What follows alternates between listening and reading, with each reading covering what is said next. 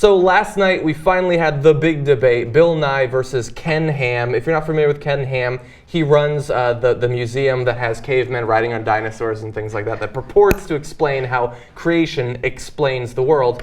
And so they gathered there in his home base and they had their debate. Now we're going to talk about some of the substance of the debate once we get into Anna's hour. But I was a little bit disturbed by what I saw, and thinking about it more after the debate, I really questioned whether or not it was a good idea for Bill Nye to engage in that. Mm-hmm. And the reason that it was really crystallized actually today, so there's a journalist, Matt Stopera, he's for BuzzFeed. He was there at the debate, and he talked to some of the people who are very firm creation believers, and he had them write on pieces of paper little messages to those who believe in evolution, and he took pictures of them. And so we're going to show you a few of them. And reading these messages, I don't care about the individual people. This is not about them. It's not even really about the individual messages. But this is the frame of mind that Bill Nye was going on stage to try to change. And it just feels like such an impossible task. And you'll see why when you look at these images. I believe in the Big Bang Theory. God said it and bang, it happened. Wow. Very enthusiastically posing, smiling. Well, she seems like she really thought it out. Yes. That's a great argument. Congratulations. Yes. Let's see some more. If evolution is a theory like creationism or the Bible, he added that in afterward, I think, why then is evolution taught as a fact? Now, this is a great one to stop for a second on, because you understand, you're a smart person, you're watching the show, that they're simply playing with dual definitions of the word theory, the scientific definition of what a theory is and the popular definition of a theory, which is much more akin to a hypothesis or sometimes just an idea.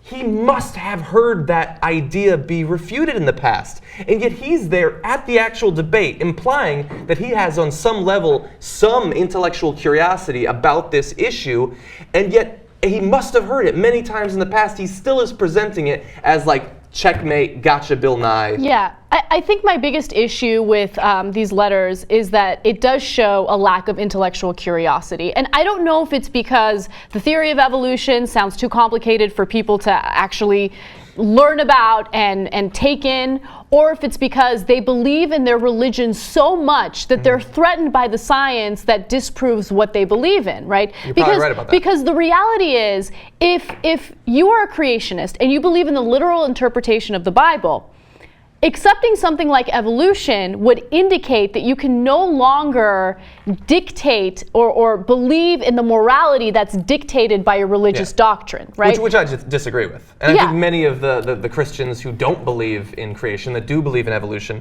Bill Nye repeatedly brought those up during the debate, that would seem to imply that you can retain the philosophical or moral or ethical underpinnings of Christianity without believing the literal truth of the word.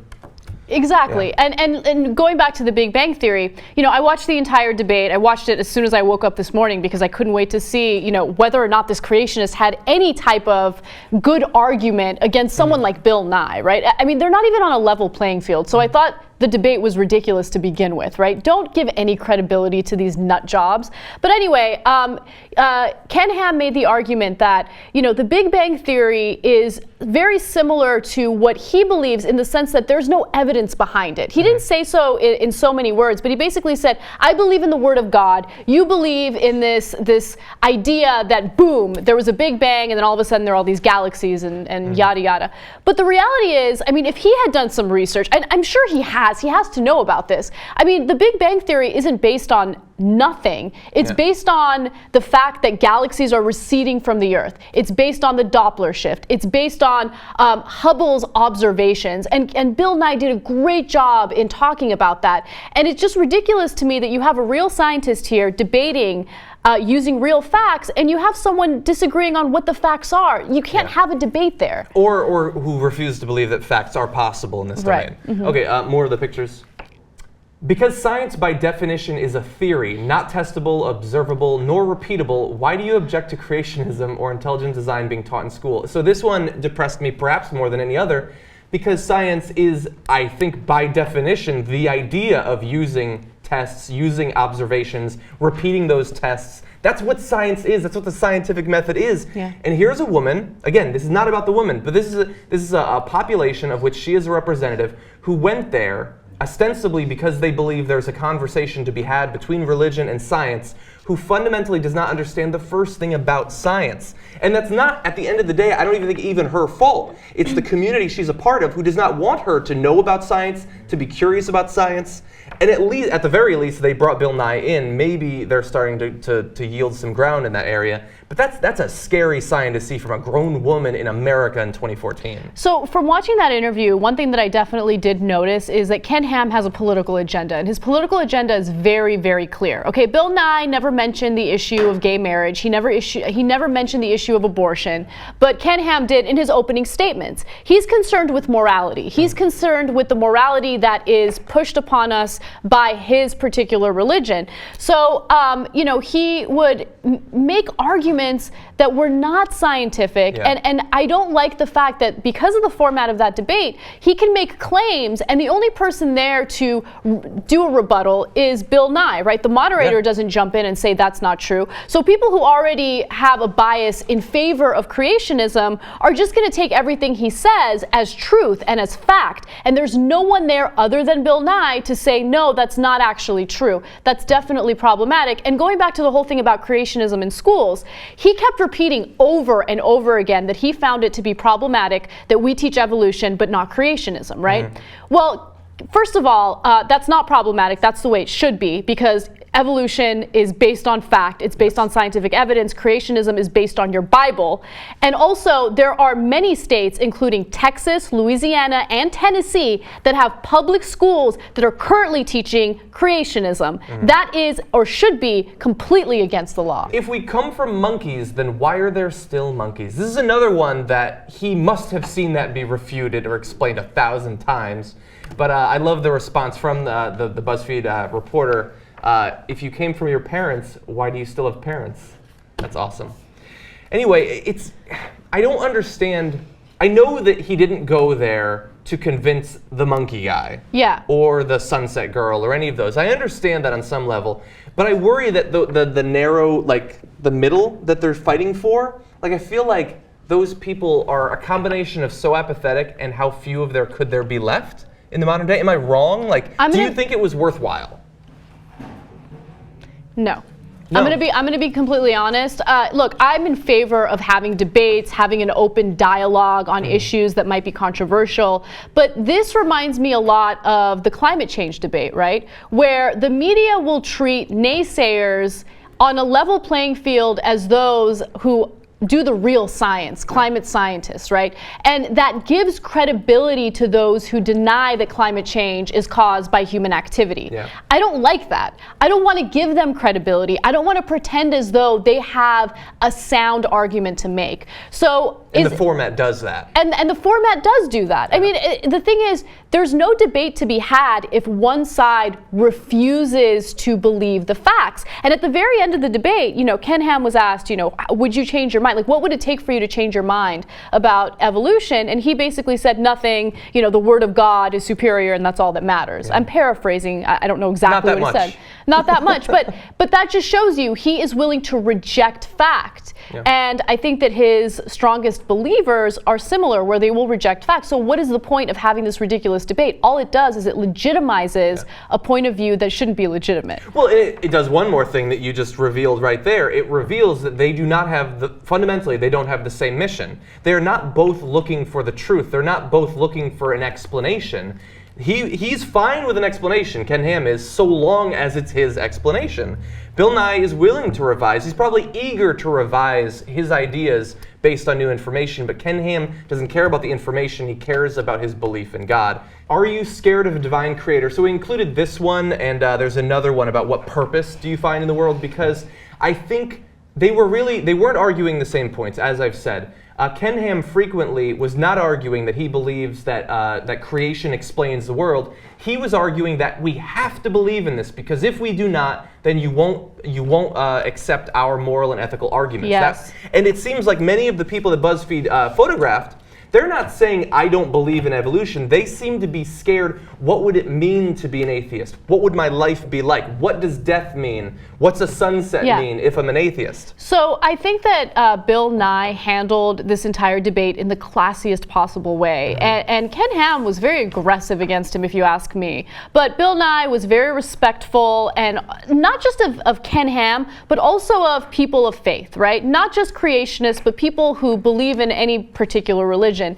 And the reason why I like that is because he did make a point about how for a lot of people, religion is comfort, right? It's the idea that one day when you're gone, you're going to end up somewhere else. Your life isn't completely over. Yeah. And that is something that helps console people. It makes people feel better about the fact, that they're going to lose people in their lives. So I don't have anything against religious people. I have something against people who use religious doctrine to dictate the lives of others, or people who just outright refuse science, refuse to believe in science, or they want to get rid of science in our public school system and replace it with something that isn't scientifically sound. No, we're not against religious people, we're against ignorant people. Yeah. And they don't have to be religious. There's nothing I hate more than talking to a person who agrees fundamentally with everything I believe, but based on a stupider version of it. That is a frustrating endeavor. Definitely. Now there's one other quick area of this. Not everybody thinks that Ken Ham did a great job. Some people, even on his side, are mad with the way that he presented their philosophy. So we're going to go to our old pal, Pat Robertson, and hear his problem with Ken Ham. There was a bishop in the Middle Ages there, 1800 something, who added up the dates listed in Genesis, and he came up with the world had been around for 6,000 years. There ain't no way that's possible. And we have skeletons of dinosaurs that go back about 65 million years. And to say that it all came about in 6,000 years is just nonsense. And I think the time we come off of that stuff and say this isn't possible. And we have found a Pterosaurus rex out there in Oregon or someplace, a full skeleton. And that baby was laid down about 65 million years ago. So let's be real. Let's not make a joke of ourselves. Yeah, let's be real. Let's be as real as the Pterosaurus Rex. But anyway, it's the first week of the month, right? That's the week where he's reasonable. Next week he goes crazy and talks about hitting women or something. But this is another example of I have to re-ask the question: does anybody still believe that Pat Robertson is religious? He seems to reject all the fundamental principles. Yeah, he believes in the structure behind the religion, but he doesn't strike me as a particularly religious He believes in the money that he gets from preaching the religion, but every once in a while, when he talks about infidelity in marriages and why husbands cheat. Oh, girl, get it. Yeah, he's just the wife needs to take better care of herself. My wife is kind of acting up. What should I do? You should beat her like the Muslims do. He'll make the most ridiculous points. Yeah. But in this particular case, he's absolutely right. I think that the right wing loses as soon as they start talking about how the planet is only 6,000 years old, when they start rejecting, fossil evidence indicating that evolution does exist, that the planet is a certain age. So I like that he put out that video. And look, there are reasonable Christians out there that do not believe in creationism. Yeah, exactly. That totally reject creationism, that do believe in science. And those are the people that should be applauded. But fundamentalists should not be applauded. And I like that someone like Pat Robertson is rejecting the notion that creationism is legitimate or credible. Yeah. Now, understand that a big organization of young Earth creationists are not happy with Pat Robertson. This is not the first time that he's said that he doesn't believe in the whole 6,000-year-old Earth thing. So they're not happy with him. And so I like this as yet another step of, you have in the Bible, you have the philosophical stuff, and then you have the stuff that purports to be fact, historical fact or whatever.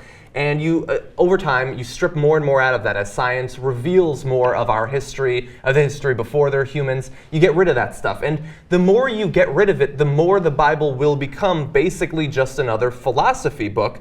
And I think that it's perfectly fine at that point, once you believe that it has no divine inspiration, to compare it and contrast it with other philosophical texts.